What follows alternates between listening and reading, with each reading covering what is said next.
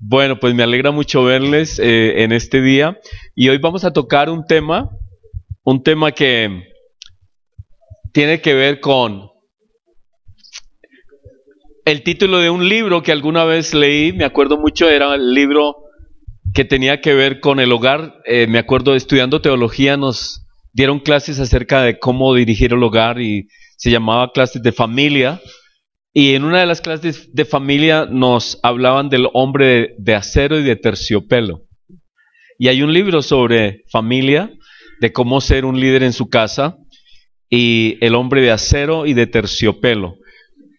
Y me gustó el tema y hace poquito cuando estaba pensando en el sermón de hoy, se me vino ese libro a la mente, ese título, y me parece es un título muy interesante, ¿no? Porque, pues sí, Dios es un Dios de acero y de terciopelo. Y tengo esta imagen acá, no sé si ustedes la ven muy bien, pero es la imagen de una tormenta, muchísimos rayos, y abajo está el mar con unos barcos muy pequeños. Y entonces, no sé si ustedes alguna vez han estado en alguna circunstancia donde ustedes se sienten absolutamente indefensos ante el poder de la naturaleza. ¿Alguna vez les ha tocado algo así? Yo me acuerdo tal vez de un temblor muy fuerte. ¿En el año qué fue, mami? ¿En el año 92 en Los Ángeles? Fue en el 94. En el 94 nos tocó, ustedes saben que Los Ángeles en California, toda esa área, es una área muy dada a los terremotos, a los temblores, y estábamos en un curso de repaso ministerial con Paulinita, y es la primera vez en mi vida y la última vez hasta ahora, la única vez en nuestra vida que el temblor era tan impresionante que no nos podíamos levantar de la cama. No nos dejaba levantar, era imposible, era imposible. Y nosotros sentimos, eran como las 4 de la mañana, y sentimos que, hagan de cuenta un tren, y todo el alboroto de un tren estaba pasando por debajo nuestro, como si por debajo estuviera pasando un... Eso sonaba de una manera impresionante, y tanto que nuestros amigos, hubo unas amigas nuestras que tomaron sus pasaportes y dijeron, nos vamos ya. ¿Y qué se iban a ir? ¿Cómo se iban a ir? No había cómo salir de allí. Pero fue algo realmente impresionante. Y me refiero a eso porque hay unas fuerzas tan increíbles, hay unos poderes tan increíbles. Y Dios acá nos muestra que simplemente unos rayos nos pueden poner en angustias. Un terremoto nos puede poner en angustias de ver que hay unas fuerzas muchísimo más allá de nuestra propia imaginación. Y si eso es algo solo que nosotros podemos ver, entonces cuán grande debe ser Dios, cuán inmenso, cuán poderoso puede ser Él. Pero al mismo tiempo, pues, si miramos la calma del mar y los barquitos, uno siente como que en medio de esa tormenta hay algo tranquilo y hay algo calmado y hay algo lindo y el cielo permanece y hay esa paz al mismo tiempo. Es algo increíble, unas tormentas inmensas y al mismo tiempo una gran paz. Y por eso esa imagen me llamó mucho la atención. Dije, sí, está de acuerdo con el título. Dios es un Dios de acero y de terciopelo al mismo tiempo. Pero las escrituras nos dicen, para comenzar con esa primer parte, que Dios es amor. Dios es amor. Y vamos a hacer un poco de énfasis en esta primer parte de que Dios es amor. Ciertamente no hay dudas de que Dios es amor. Y la máxima expresión del amor de Dios por nosotros es ¿cuál? Cristo, y es la cruz. La cruz es la máxima expresión del amor de Dios. En la cruz Él nos muestra su amor, un inmenso amor, un sacrificio total por nosotros. Y en Juan 15, 13, cuando está hablando el Señor Jesucristo a sus discípulos, después de la cena, después de haberle lavado los pies, en ese último momento, dice, nadie tiene mayor amor que este, que uno ponga su vida por sus amigos. Nadie tiene mayor amor que poner la vida por otra persona. Y Cristo lo hizo. Nadie tiene mayor amor. Así que, ¿cómo sé que Dios me ama? porque Él dio su vida por mí. Y dio la vida no solamente por la gente de la iglesia, no solamente dio su vida por los creyentes. Las Escrituras nos dice que Él dio su vida ya por el mundo entero, que es lo que dice Juan 3:16. ¿Qué dice Juan 3:16? ¿Se la saben? Porque de tal manera amó Dios al mundo, al mundo. Así que el Señor Jesucristo no vino a hacer un sacrificio solo por unos pocos. Él entregó su vida por el mundo entero, por toda persona, por aún la persona que uno ve por ahí como medio loquito o en la calle, la persona mal o el gran ladrón, el gran estafador, lo que sea. Dios, Cristo Jesús ya dio su vida por ellos. Y ese es su amor, un amor increíble que Él ha demostrado a la humanidad. Y en 2 de Corintios 5 nos dice, 2 de Corintios 5:18, dice que ese amor proviene de Dios, quien por medio de Cristo nos reconcilió consigo mismo y nos dio el ministerio de la reconciliación. ¿Y cuál es el mensaje de la iglesia? El mensaje es que en Cristo Dios estaba reconciliando al mundo. Así que lo pueden mirar en su Biblia, ¿no? Porque a veces ustedes esperan que todo aquí esté bien. Constaten que esté bien. Asegúrense. Al menos yo copio y pego. Copio. Bible Gateway, ¿no? Es un lugar donde aparecen todas las escrituras y yo tomo el versículo y lo copio y lo pego aquí en la presentación. Y yo espero que la escritura esté bien citada. Lo que dice acá es que Dios reconcilió a todo el mundo. Oiga, eso es impresionante. Y algunas personas no lo pueden entender y algunas personas no lo quieren aceptar. Pero el Señor Jesucristo hizo un sacrificio a favor del mundo entero, de toda persona. Si la gente solo supiera que Cristo ya se dio por ellos. Ya ha sido dado, ese sacrificio ha sido ya entregado por el mundo entero. De tal manera que cuando nosotros vamos a predicarle a alguien, nosotros no le decimos, arrepiéntate para que el Señor dé su vida por ti. No, arrepiéntete porque el Señor ya dio su vida por ti. Cristo ya dio su vida por el mundo entero. Y por eso dice esta escritura que en Cristo Dios estaba reconciliando al mundo consigo mismo, no tomándole en cuenta sus pecados y encargándonos a nosotros, a la iglesia, el mensaje de la reconciliación. Así que nosotros tenemos esa responsabilidad. Pero el gran amor de Dios es que Él dio su vida ya por el mundo entero, por toda persona. Imagínense la persona más mala. Imagínense la persona más horrible. Imagínense el ser más malo. Cristo murió por esa persona. Y esa persona tiene la posibilidad, si él desea, de venir a Cristo y arrepentirse de sus pecados. Porque Cristo ya dio su vida por él. Así que el amor de Dios por la humanidad es inmenso, es innegable. Y en Efesios 1:3, igual, una escritura que nos la sabemos de memoria porque muchas veces la hemos repetido, dice, bendito sea el Dios y Padre de nuestro Señor Jesucristo, que nos bendijo con toda bendición espiritual en los lugares celestiales en Cristo. Así que Él ya nos ha bendecido inmensamente en su obra, con su sacrificio, y no solamente otra vez a la iglesia, sino que toda persona que quiera, toda persona que desee, toda persona que acepte ese sacrificio tiene estas bendiciones que Cristo ya otorgó a la humanidad. Están disponibles para todo aquel que quiera creer. Ese es el amor de Dios. Y dice, y no nos, como leíamos antes, no nos tuvo en cuenta tanto pecado. Es decir, cuando llegamos donde Él, nos arrepentimos, Él se hace a un lado, se olvida, su sacrificio se aplica a favor nuestro y Él no tiene en cuenta tanto pecado que hayamos tenido en el pasado. Él nos perdona totalmente y está dispuesto a perdonar a toda la humanidad.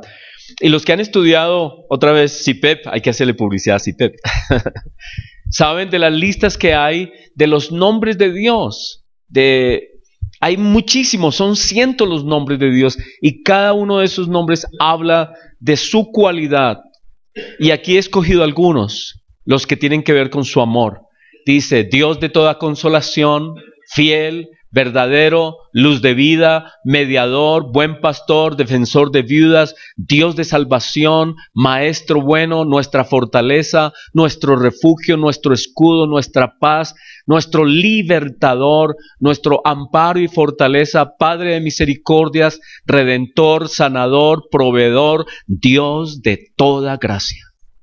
Esos son nombres de Dios. Y entonces, esas son las características en las que hacemos énfasis muchas veces los que creemos. Y por eso hay tantos mensajes. Yo recibo muchísimos y les pido de una vez, acá aprovecho excusas de no responder muchas veces porque recibo tantos mensajes de tantos hermanos y también tengo pues hermanos los de Barranquilla, los de Centroamérica, los de Latinoamérica y una cantidad de personas y además una lista de pastores, ¿no?, con los que me reúno y cantidad de amigos y le envían a uno tantos mensajes, es imposible contestarle, pero yo recibo esos mensajes y muchos de esos mensajes son recordándonos de tantas bendiciones que tenemos en Dios. Él es un Dios bueno, Él es un Dios de toda gracia, es decir, de toda bendición. Él nos cuida, es un Dios magnífico que nos ama inmensamente, tanto que Él dio a su Hijo por nosotros. Pero igual, sucede entonces que podemos nosotros pensar que Dios es solo amor, solo amor, solo amor, solo amor, ¿verdad? Y siempre pensar, yo me lo paso por la faja. Y Dios nos advierte y nos ha advertido desde el Antiguo Testamento con escrituras como esta, Números 14, 18. El Señor, ciertamente, tardo para la ira, grande en misericordia, que perdona la iniquidad y la rebelión. Ay, esa parte es la que no nos gusta oír. Esa parte es la difícil, porque dice, aunque de ningún modo tendrá por inocente al culpable. No, de ninguna manera. Es decir, todos tendremos que pedir perdón en Cristo Jesús. Y Dios no va a aceptar en su reino a ninguna persona que no se quiera arrepentir y cambiar. Ningún terco va a estar allí, ninguna persona que... Y es que otra vez, aquí hay una mentalidad muy interesante, es complejo de explicar, pero las personas tenemos nuestra manerita para decir que estamos bien estando mal. Y todo comenzó con Caín y con el ser humano. El ser humano tiene sus cuentos, ¿cierto? Tenemos nuestros cuentos. Y queremos justificar nuestro mal. Y para mí uno de esos ejemplos de cómo Caín quería ser amado a su manera es que Dios lo llamó a Caín porque vio que él tenía problemas en su carácter. Había dejado que su corazón se llenara de amargura y de maldad. Estaba al borde de asesinar a Abel. Y Cristo, Dios lo llama y le dice, Caín, ¿qué te pasa? ¿Por qué estás tan mal? ¿Cierto? Y le dice, mira, tú tienes la posibilidad de decidir qué quieres hacer. Si haces lo bueno, recibirás honra. Y si haces lo malo, vas a tener problemas, Caín, vas a tener graves problemas. Pero Caín aceptó.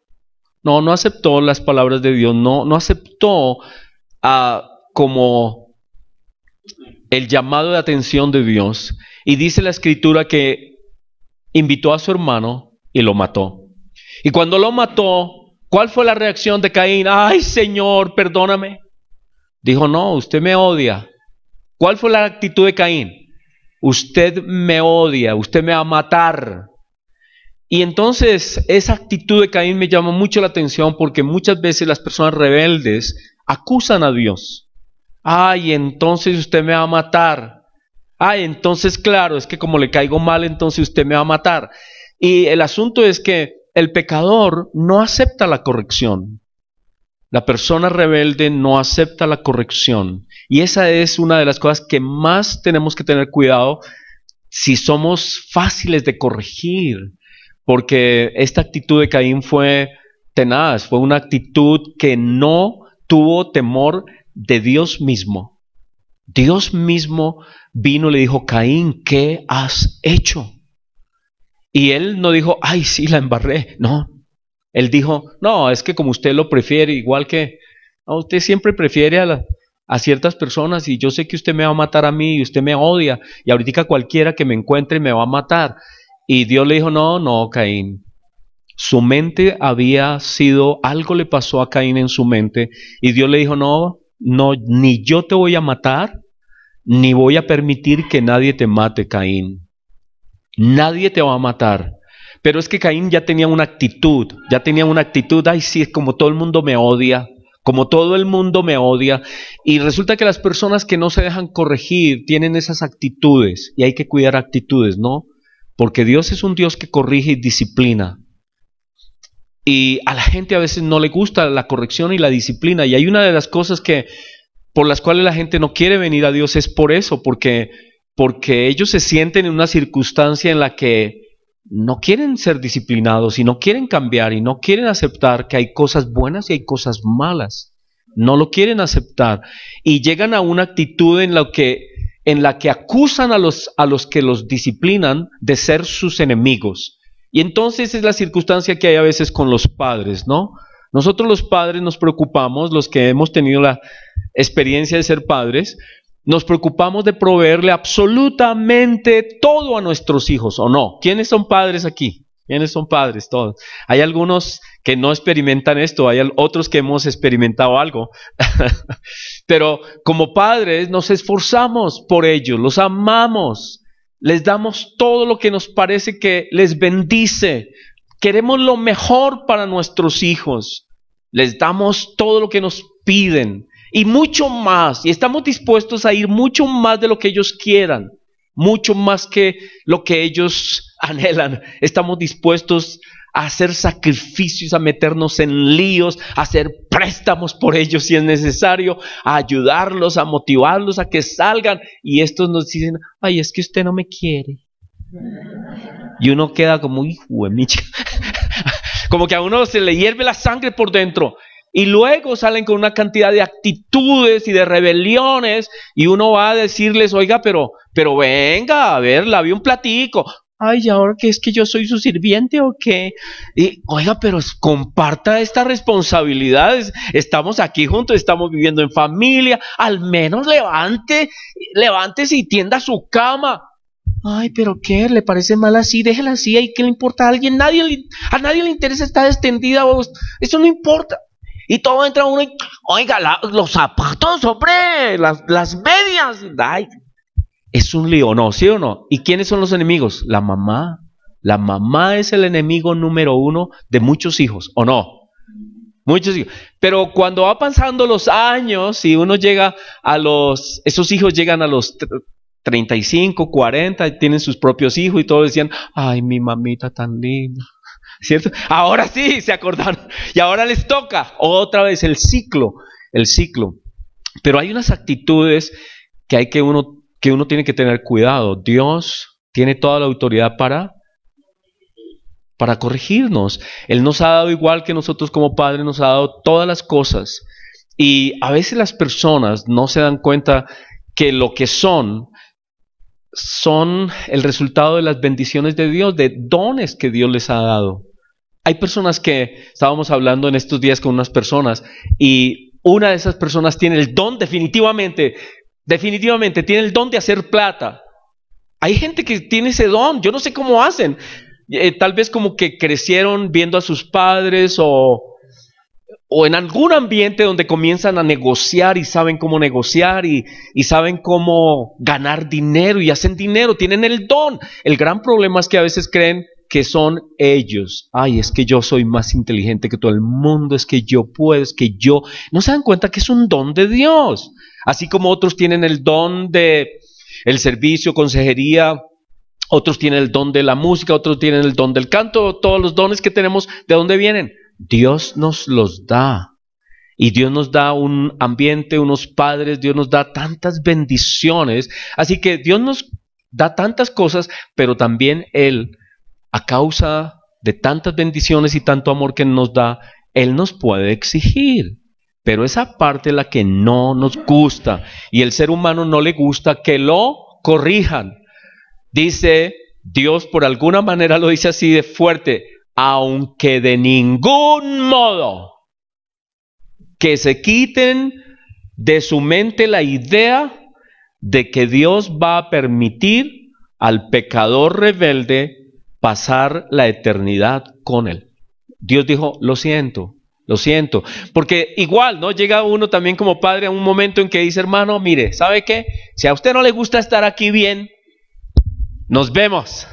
Sí, eso fue lo primero que me hizo mi mamá cuando yo tenía como, yo no sé, claro que yo me fui muy joven de mi casa, pero antes de eso, cuando me fui finalmente de mi casa yo tenía como 18 años, pero antes de eso, por ahí, no sé, tendría unos 15, 16 años, y algún día le dije a mi mamá, entonces me voy de la casa. Me dijo, mijito, hágale, desocupe. Y entonces dije, ay, no, todavía no. Porque es cierto, uno siempre es como amenazando de que me voy, que sin mí el mundo se acaba, sin mí nadie puede vivir. Mijito, mi mamá sí decía a mí, desocupe porque aquí la cosa está grave. Así que Dios nos pone en esta claridad. Miren, si no están dispuestos, claro que es difícil y tenemos que explicarlo bien en el contexto. Dios no es un Dios duro, Dios no es un Dios terrible, Dios no es un Dios amenazador, Dios no es... No, ya vimos esa primera parte y podríamos gastar muchos sermones en el tema del amor de Dios. Nos ama profundamente y es una de las cosas que nos da identidad. Yo me siento amado de Dios y creo que eso fue lo que aprecié más de los cambios del pasado de la ley a esta gracia en la que vivimos, que ahora me siento hijo amado. Antes me sentía bajo la ley, me sentía como, wow, fallé, mi padre ahora me va a quitar la salvación, me va a quitar sus bendiciones. Pero ahora saber que somos amados de Dios, Él me ama profundamente. Pero al mismo tiempo estas escrituras, y hay muchas como esta, pero esta escritura dice, de ningún modo, Héctor, no te hagas ideas, Héctor, no te hagas ideas, de ningún modo, dice Dios, voy a aceptarte a ti la patanería y la locura y la rebelión y a que tú hagas lo que tú dices. No. Y entonces nos pone en línea, ¿o no? ¿Cierto? Como que nos pone con los pies en la tierra, porque a veces nosotros los cristianos hacemos mucho énfasis en la gracia, y eso está bien. Nunca sobra hacer énfasis en el amor de Dios, pero también de vez en cuando Dios nos dice que Él de ninguna manera va a aceptar los caminos en rebelión a Él. No lo va a hacer. Lo sentimos, no lo va a hacer. Y cuando Él habla del pecado imperdonable, cuando habla de las escrituras del pecado imperdonable, no es un pecado que Dios no pueda perdonar, sino es un pecado del cual una persona no se quiere arrepentir. ¿Sí ven la diferencia? No es porque Dios no pueda perdonar algún pecado. ¿Hay algún pecado que Dios no pueda perdonar? Pero hay pecados que Dios no puede perdonar porque la persona no se arrepiente y no se quiere arrepentir. Estilo Caín, ¿cierto? Estilo Caín, no, usted me odia, no sé qué. Y esa actitud de rebelión contra Dios, esa actitud, Dios amaba a Caín como a todo ser humano. Dios lo amaba, pero le dijo a Caín, Caín, si tú sigues en esa actitud, no hay nada que hacer. No hay nada que hacer, porque no depende de mi amor. Mi amor está firme contigo, pero depende de lo que hay en tu corazón. Si tú no quieres cambiar y si tú no quieres aceptar la disciplina y la corrección, pues no hay nada que hacer. ¿Cómo va a convivir una persona que es su enemigo, no? ¿Han visto eso de conviviendo con el enemigo? ¿Sí? ¿Sí, Silan? Es durmiendo. Es durmiendo. O sea que tú sí, bueno. No digo que sabe del tema. Nada, Marlencita, no lo tome mal, Marlene. Sino que de verdad es una serie que hay en Discovery Channel, ¿no? En Discovery Investigations, de investigación Discovery, de todas estas problemas que hay en la vida de las personas, y resulta que a veces las personas que se suponen que es las que más deben amarnos o amarse, una pareja que se debe amar, son el enemigo más peligroso que puede haber en la vida. Y entonces, como dice precisamente el eslogan de esos programas, es que en esos programas dice que hay personas que pasan su vida buscando el amor y cuando lo encuentran, lo matan. Sí. Así es el ser humano de increíble, el ser humano increíble. Pero bueno, ¿quedó claro este asunto? De ningún modo Dios tendrá por inocente al culpable. Y ahí es entonces donde viene ese Dios de acero. El Dios de terciopelo es el Dios que nos ama, el Dios tierno y misericordioso, siempre lleno de gracia con nosotros, pero el Dios de acero es un Dios que dice, lo siento, tengo mis límites, hay un momento en que no podré hacer nada porque tú no te quieres arrepentir y no quieres cambiar. Y en esas condiciones no puedo compartir mi vida contigo. Porque las Escrituras, por otra parte, dicen que Dios es santo. Y bueno, no sé qué explicaciones hay, pero cuando Dios dice que Él es santo, santo, santo, está afirmando, en mi opinión, la plena seguridad de que Dios nunca, jamás, bajo ninguna circunstancia, como lo dice también Santiago, nunca, bajo ninguna razón, dejará de ser santo. Nunca, no hay posibilidades. Dice la Escritura en Santiago, cuando alguno sea tentado, no diga que es tentado de parte de Dios, porque Dios no puede ser tentado. Dios no puede ser tentado, ni Él tienta a nadie. Así que Dios no puede ser tentado. Él siempre ha sido luz. Y también en 1 Juan, capítulo 1, versículo 5, dice, este es el mensaje que hemos oído desde el comienzo. Dios es luz. Dios es luz y en Él no hay ningunas tinieblas. En Dios no hay tinieblas, en Dios no hay maldad, no hay ninguna clase de maldad y Dios no va a convivir con la maldad. Nunca. Así que esas son palabras para mí. Héctor, ten cuidado. Dios de ninguna manera te tendrá por inocente si tú persistes en alguna rebelión. Nunca. Y el pecado imperdonable, entonces, ¿qué es el pecado imperdonable? Es un pecado no que Dios no pueda perdonar, sino es un pecado que una persona no se quiere arrepentir. Ese es el pecado imperdonable. Y en Hebreos, que la escritura que estábamos estudiando ahora, dice, porque si pecamos voluntariamente, y aquí la clave es esas palabras, ¿no? Voluntariamente. ¿Qué quiere decir voluntariamente? Con plena conciencia, sabiendo, habiendo conocido quién es Dios, habiendo conocido el Evangelio, la salvación que Dios nos ofrece y teniendo claridad a qué vino Cristo, su obra, su vida, su muerte, resurrección, ascensión.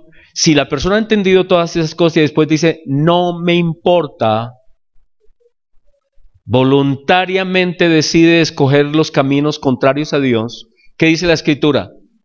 Después de haber recibido el conocimiento de la verdad, no queda más sacrificio por el pecado, sino una horrenda expectación de juicio y de hervor de fuego que ha de devorar ¿a quiénes? A los adversarios, no a los hijos. Aquí no está hablando de los hijos, no está hablando del pecado de una persona que por debilidad pecó, o por humanidad, por flaqueza, porque, bueno, se apartó por alguna razón de debilidad, se apartó de Dios, cayó en pecado. No está hablando de esas personas, está hablando de una persona que se ha declarado de manera voluntaria enemigo de Dios, habiendo sido cristiano. Porque aquí esta parte es difícil y por eso nosotros debemos ser muy cuidadosos en juzgar. Porque no podemos decir, ay, es que tal persona cometió el pecado imperdonable. Deje el juicio a Dios. Dios es el que sabe. Él es el que sabe quién es quién. Él dice que el juicio le pertenece a Él, no a nosotros. Así que dejemos a Dios ser Dios, mejor dicho.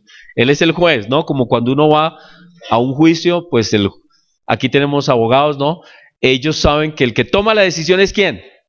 Es el juez. Así que usted, vea, su opinión, muy linda y todo lo demás, pero Usted no es el juez. Así que tranquilo, el juez es Dios. Él es el que decide quién es quién. Pero Él es el que va a saber quiénes son estas personas que voluntariamente se han vuelto adversarios de Él. Él es el que dará el pago. ¿Y cuál es ese pago? Una horrenda expectativa o expectación de juicio y de hervor de fuego que ha de devorarlos. ¿Qué será eso? Exactamente, no sé cómo es, pero yo sé que no quiero estar ahí.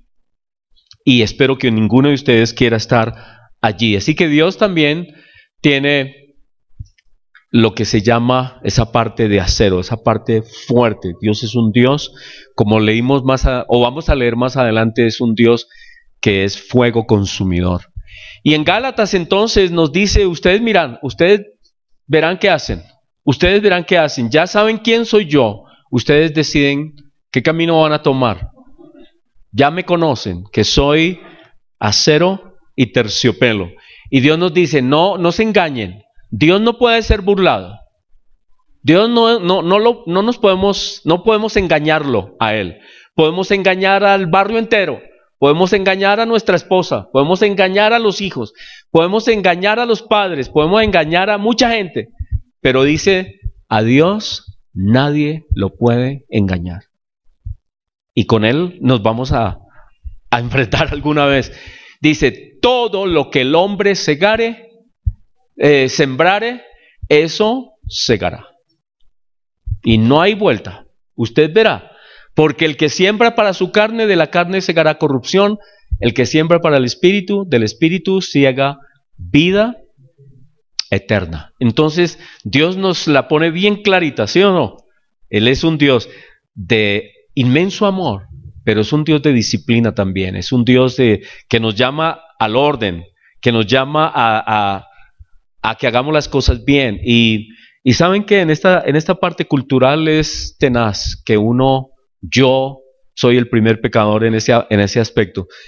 Cuando viví en los Estados Unidos, los 3 años que estuve allá, no se imaginan lo obediente que era a las normas y a las leyes. ¿Y por qué? Porque, hermano, usted allá la hace y la paga. Y es gravísimo. Y yo les he contado acá que yo llegué con esta mentalidad de que, como aquí todavía, ya se está poniendo difícil acá, pero en ese tiempo el tema de los impuestos acá era nada, eso uno iba aquí a la séptima y había una cantidad de señores en unas maquinitas ahí, venga, le hago la declaración de renta, ¿cierto? Y uno escribía una cantidad de mentiras y cualquier cosa y salía con su declaración de renta, ya fresco, tumbe a todo el mundo, ya eso se está acabando, ¿no? Pero yo llegué con esa mentalidad de Estados Unidos de que iba a hacer lo mismo allá. Y entonces, el primer año me llegaron a mí mis cuestionarios de declaración de renta y yo hice eso a un lado, eran $5. $5 de impuestos. Eso, ¿quién se va a poner? Este imperio tan inmenso que se va a poner a perseguirme a mí por $5. Y es que allá se pagan 2 impuestos, uno que es el impuesto del Estado y otro el impuesto de la nación. Entonces, creo que el del Estado eran $5 o al contrario, el del Estado eran $7 y el de la Nación $5. Me acuerdo, en total eran $12. Y yo no le puse cuidado a eso. Como a los 3 meses llegó una carta y era la DIAN de allá, ¿no? Y me llamaron y me dijeron, señor, usted no ha pagado, o paga o paga. Y era algo así, está por fuera del país y no paga. Yo, ¡ay, auxilio! Yo hasta ahora estaba terminando mi primer año. Y entonces fui corriendo a buscar ayuda al departamento legal de la iglesia. Y claro, allá me dijeron, ¿usted qué le pasa? ¿Usted no sabe que los impuestos en Estados Unidos son sagrados? Sagrados. Ahora sabe qué le va a tocar hacer. Me tocó hacer una carta. En esa carta yo reconocía que yo era un colombiano loco. Algo así, más o menos. Me tocó humillarme y decir, desconocedor de las leyes del país, por favor, perdónenme. ¿Saben cuánto me estaban cobrando solamente por 3 meses? $120 de impuestos, ya iban $120. Y si yo no los pagaba, nunca más, me sacaban del país y nunca más podía pisar ese país. Y yo dije, no, ¿qué es lo que hay que pagar, hermano? ¡Corra! Y entonces lograron con esta carta que me bajaran todas esas impuestos, multas que me habían puesto y finalmente corra, saque donde hubiera y pagué mis impuestos y nunca más ten presente, voy a volverlo a hacer. Y lo aprendí, pero aquí nosotros somos muy casuales. La cultura nuestra es muy casual. A mí me llama mucho la atención, por ejemplo, esta costumbre que tenemos, y bueno, yo no fumo, pero todos los que fuman, ¡pum!, a la calle. Todo a la calle. Y basura. Y están comiendo algo y uno va caminando detrás de ellos y uno dice, uy, wow. Y la otra vez yo le decía a alguien, oiga, señor, se le cayó algo. Y dice, no, eso no. Y una vez le dije a una señora, en la ventana del carro ella tiró algo, le dije, señora, se le cayó algo. Le dije, me dijo, no, eso es un vaso que no sirve. Le dije, señora, pero no lo haga. Dice, para eso le pagamos a la gente que barre. Eso me dijo. Esa es la mentalidad nuestra. ¿Saben qué? Eso no lo podemos cambiar fácil. ¿Y saben qué? La actitud de la gente no le gusta que lo corrijan, no le gusta. Y póngase usted de bravo y verá.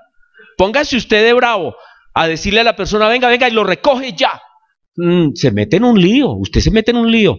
O no, le pueden hasta pegar. En Estados Unidos usted no hace eso. Usted le dice a alguien, se le cayó algo y la persona lo recoge porque sabe que si viene la policía y se le prueba que botó algo al piso, es una multa tenaz y la tiene que pagar. Y uno se va por las calles y uno dice, pero ¿cómo es posible esto tan limpio, tan bonito? En esos parques inmensos de Disney no se ve un papel. Miles de personas, todos comiendo cosas y llevando cosas. Pero la gente, desde los más niños, tienen una disciplina.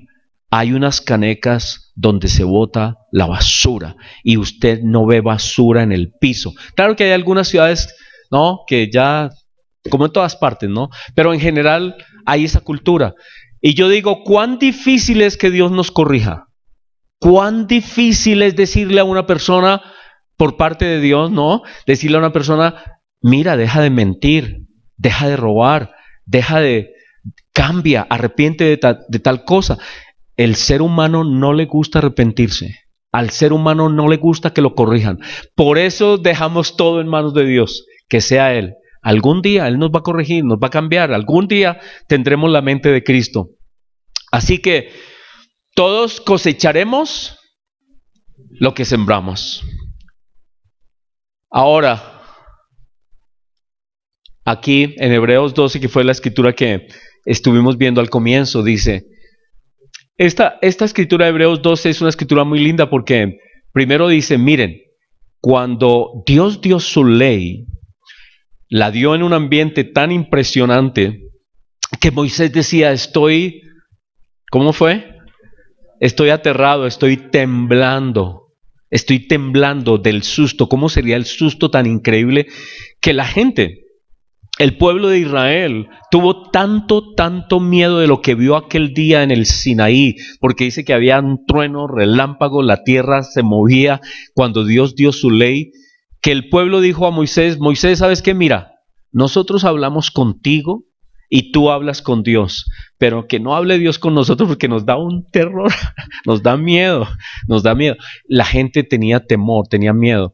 Y entonces, aquí el autor de Hebreos está diciendo, miren, nosotros no nos estamos acercando a un monte tan impresionante con todas estas señales que sucedieron el día en que Dios entregó la ley. Nos estamos acercando a un monte de gracia, un monte del amor de Dios, de la ternura de Dios. Pero cuidado, no malinterpreten las cosas. Es lo que nos dice ese capítulo. No crean que la ternura y el amor de Dios es sin disciplina y que Dios los va a aceptar como ustedes son. No.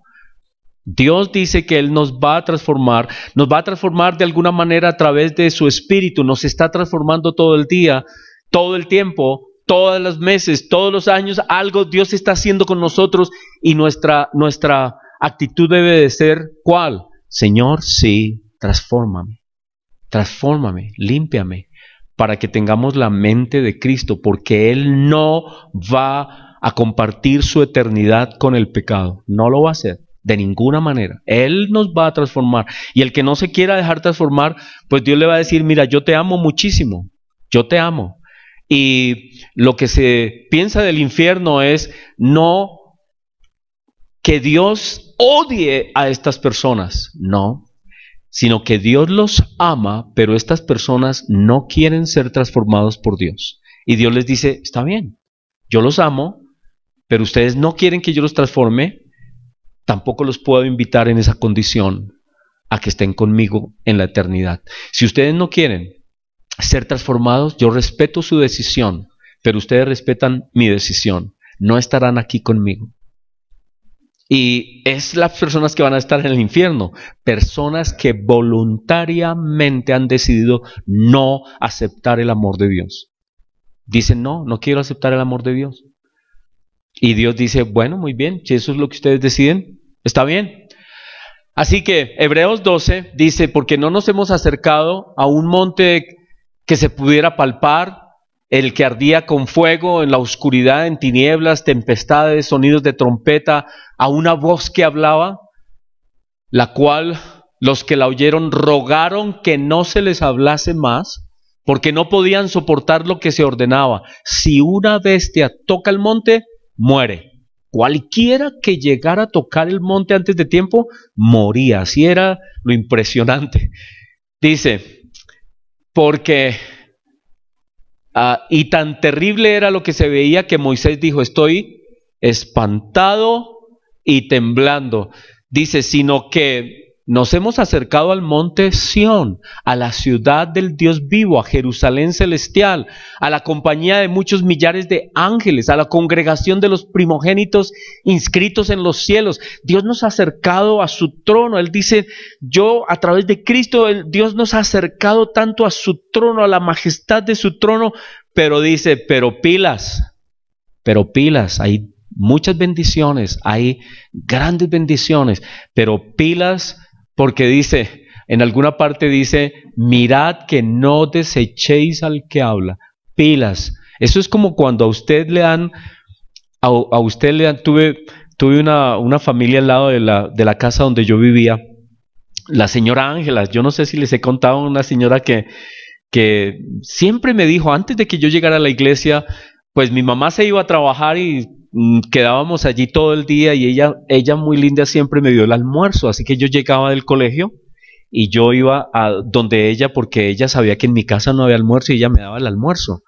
Y entonces, pero ella siempre me dijo algo muy interesante. Me dijo, Héctor, cuando estés en el reino de Dios no te olvides de mí. Y yo nunca la he olvidado. Con Paulita la hemos visitado. Pero el asunto es que yo sabía que esa casa era la casa... No sé si ustedes se relacionan con esto que tengo en la mente, y es que en las cuadras de los barrios hay alguna casa donde vive el muchacho modelo. ¿No? ¿No les pasó? Era una familia que uno sabe que es gente como decente, gente como... Todos los demás son la locura, ¿sí? Todas las casas son la locura, y uno oye vainas y que se agarraron, que las peleas, que las groserías, que el señor le pegó a la mujer, que bueno, mil vainas. Pero esta casa era la casa modelo de la cuadra. Eran una gente muy especial. Y yo me sentía muy, muy bien que me recibieran y que me hubieran dado confianza. Pero mi punto es el siguiente.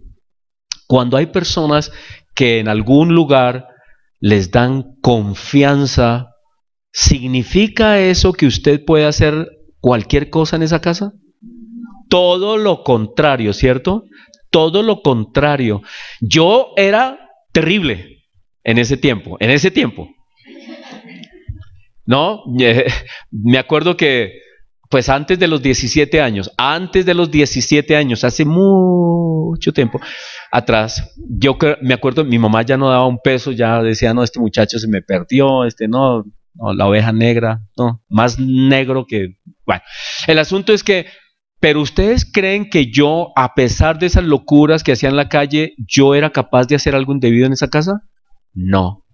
No, porque primero que todo era la casa de mi amigo, porque el hijo de ella, de la señora Ángela Javier, era el muchacho de la cuadra, el muchacho de admirar, y era mi amigo.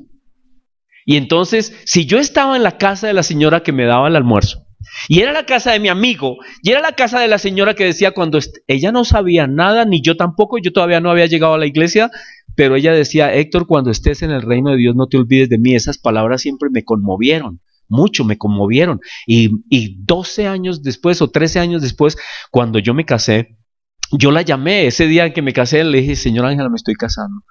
Y ella, ¿cómo así? Sí, usted me dijo una vez, cuando estés en el reino no te olvides de mí. Y yo siempre me acordaba de ella.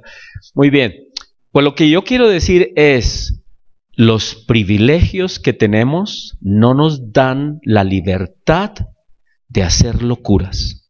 ¿Sí?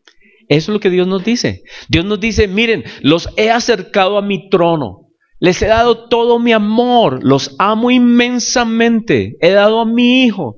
Tengo bendiciones enormes para ustedes. Herederos de todas las cosas. Con Cristo Jesús. Él nos ha hecho herederos. ¿Cierto? Nos dice en Efesios, coherederos con Cristo. Imagínense los beneficios, los privilegios que tenemos. Pero, ¿qué dice la Escritura? Mirad, tengan cuidado, no desechen al que habla. No se vayan a robar nada de esa casa, ¿cierto? Porque uno entraba a la casa y tenían cosas bonitas y todo, y de pronto uno decía, uy, qué tentación, ¿no? Y uno que tenía las manos como larguitas en ese tiempo, ¿no? En ese tiempo. Entonces uno de pronto, uy, ¿cómo? Y yo decía, no, de ninguna manera, ¿cómo voy a hacer semejante cosa en una casa que me ha abierto sus puertas, unas personas que han puesto su confianza en mí? ¿Cómo voy a traicionar esta confianza de esta familia, de esta señora? Y ella tenía 2 hijas muy lindas, mayores naturalmente que yo, se casaron muy bien y todo lo demás, y eran la admiración también de todos los muchachos se querían cuadrar con esas muchachas, ¿no? Así que yo entraba a esa casa y decía, nunca se me ocurra, jamás se me ocurra llevarme algo, hacer algo indebido, nunca. Y gracias a Dios, ¿saben qué? Nunca hice nada indebido. Eso es lo que es el contexto de este capítulo. Dios está diciendo, miren, en el pasado, en la revelación del Sinaí, fue con todo este poder tan impresionante. Y Dios les llamó la atención, les dijo, cuidado, ¿cuánto más ahora que tenemos semejantes bendiciones tan inmensas, tan grandes, tantas promesas tan inmensas, tanto perdón, tanta gracia de Dios? No se les ocurra hacer algo indebido.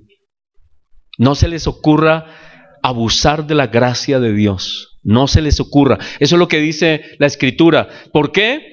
Porque nuestro Dios es fuego consumidor. Y yo conocía a la señora Ángela, ¿no? Haciendo como el paralelo. Y yo sabía que cuando a ella se le salía alguien del corazón,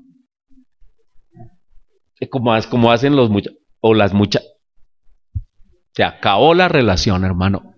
Baila, nunca más podían pisar la puerta de esa casa. Y entonces yo no quería eso, porque no, jamás, por ninguna razón. Pues imagínense, eso es lo que Dios dice acá, cuando Él dice, si ustedes no se comportan, Dios es fuego consumidor. Y no les entra como un poquito de, uy, cuidado. Eso es lo que Dios nos dice. Dios es un Dios de acero y un Dios de terciopelo. Y por eso también nos pone esta escritura. En Deuteronomio 30 dice, a los cielos y a la tierra llamo por testigos hoy contra vosotros, he puesto delante la vida y la muerte, la bendición, la maldición. Escoge pues la vida para que vivas tú y tu descendencia, amando al Señor tu Dios, atendiendo su voz, siguiéndole a Él, porque Él es nuestra vida. Y todos los que hemos escogido ya a Cristo sabemos que hemos escogido ya. Pero muchas personas están acá, los caminos parecen iguales. Cuando esto está en colores, bien en colores, esto se ve unas imagen hermosa porque se ven estos verdes y aquí también. ¿Saben qué? Me llamó mucho la atención esa imagen porque el camino del mal se ve tan bonito como el camino del bien a nuestros ojos. ¿Sí? En el momento nos parece agradable. En el momento uno dice, pero ¿por qué me va a negar esto si esto es sabroso? Esto es fantástico. Pero Dios nos dice, cree en mí, haz lo que yo te he dicho que hagas, lo que yo te he aconsejado que hagas. Y tenemos esos dos caminos para decidir. Y aquí está esta muchacha, no sabe por dónde tomar, si por la izquierda o por la derecha. Cuando uno ve la fotografía en colores, son idénticos, los caminos aparentemente son verdes, los árboles igual, se ve el mundo allá como igual, parece igual. Los caminos malos parecen buenos al comienzo, pero su final es camino de muerte. Muy bien. Así que Dios nos dice en resumen que Él es un Dios de amor, lo declara la Escritura como dice la canción, y Dios también es un Dios consumidor, Hebreos 12:39. Dios es un Dios de acero y terciopelo. Y iba a traer una imagen del hombre de acero. ¿Quién es el hombre de acero? Pero yo dije, no, eso no es suficiente. De pronto alguien se ofende. Pero ojalá que recordemos, Dios es un Dios fuerte, muy claro en sus cosas, y nos deja a nosotros también una lección. Nosotros como cristianos en nuestras relaciones con la gente debemos mostrar mucho amor y mucho cariño con las personas, mucho afecto con las personas, pero nunca ceder ante el pecado de otros ni nuestro, ni otra persona que nos venga a llevar en cosas, y hay que corregir a la gente, hay que decirle, no, tú estás mal. Y tú eres un mentiroso, si la persona está en mentira, o tú eres un ladrón, y hay que decirlo, y naturalmente va a traer rebelión, y va a traer problemas, y ¿saben qué?